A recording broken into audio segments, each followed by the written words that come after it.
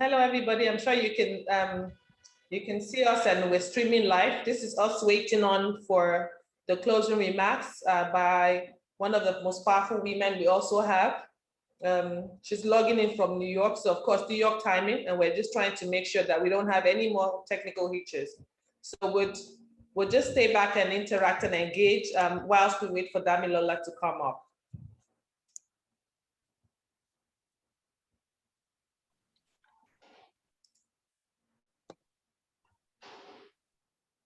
Thank you, Charlotte. While we are waiting for our power woman to come up, I just want to also give my choose to challenge and, what I will be committing to.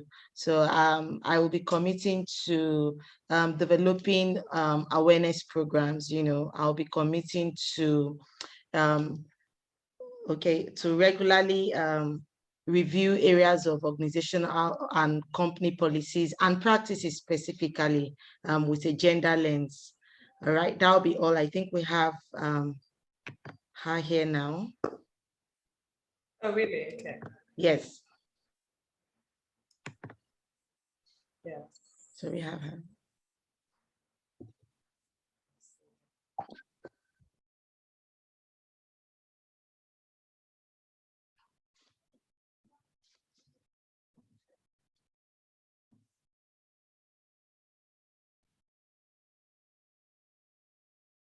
Good afternoon, everybody. I hope you can hear me. Yes, we can. Thank you.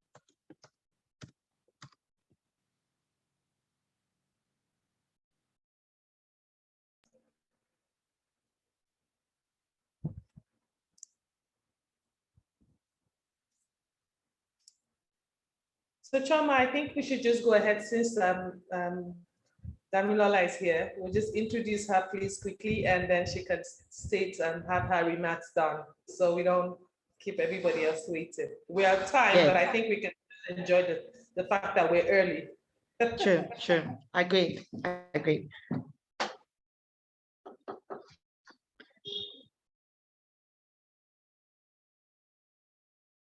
So, ma'am, since we have you here, we'll just wait to hear you give us the closing charge. I would quickly introduce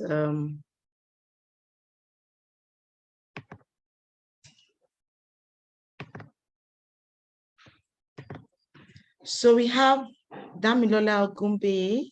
She's the CEO of Sustainable Energy for All, SEforALL.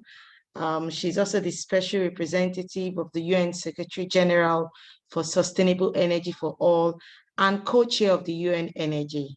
One of the panelists has said that this is a pack of energy women. So we have our premier energy woman in our midst. Thank you, Ma, to give us that closing charge. Thank you so much for having me here today. It's really great to see just so many powerful women in the energy sector, and also being African as well. It's really great.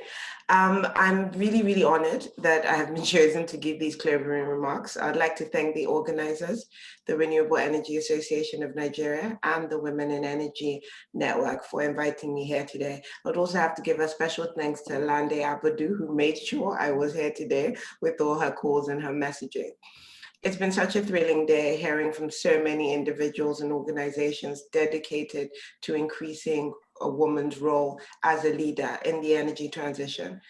The energy and enthusiasm I've seen today is exactly what we need to be on track to meet two particular global goals. The first one being SDG 7, Sustainable Development Goal 7, on universal access to affordable and clean energy, and Sustainable Development Goal 5 on gender equality.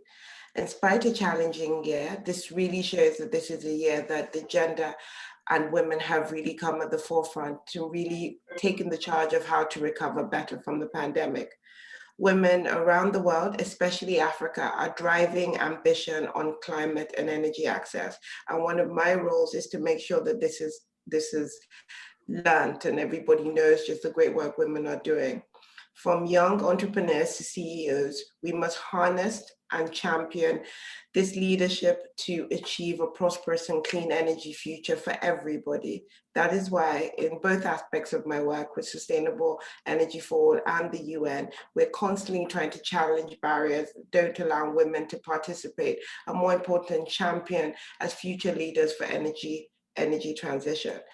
In my career, I've been incredibly lucky to have been able to champion many causes, starting in Nigeria at the Lagos State Electricity Board, where I was the first female to be hired as the general manager, and then moving on to the Rural Electrification Agency. And I am the first African woman at Sustainable Energy for All.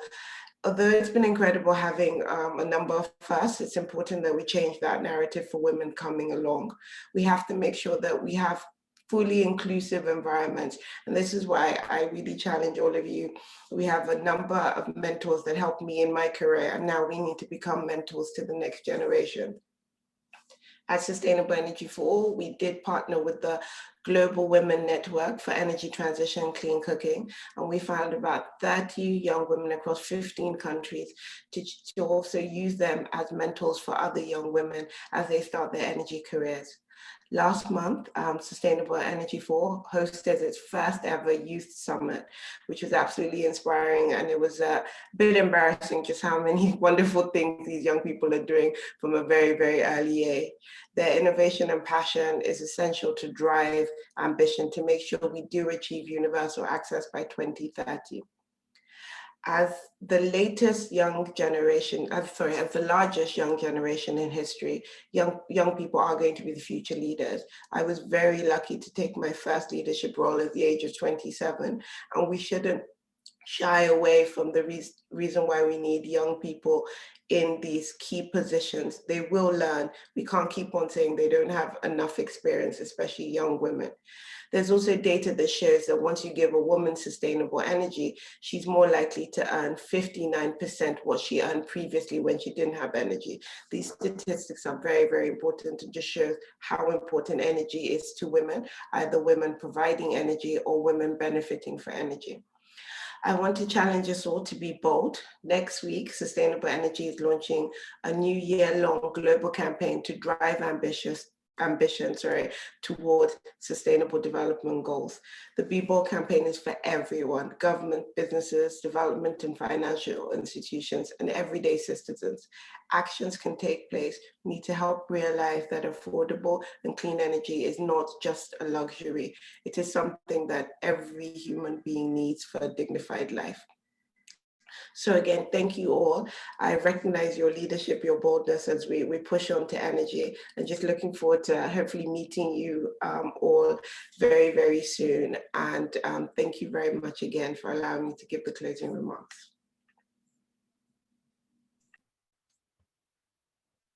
It was nice listening to you, Damilola. It feels that we're close now. all we did was see you on the television and read about you. So of course, I feel very honored to listen to you firsthand. Thank you for having us, have you here for this little speech that you've just given. Choma, I'll leave you to do that. Thank you very much, Madam. Thank you, and thank you to us all.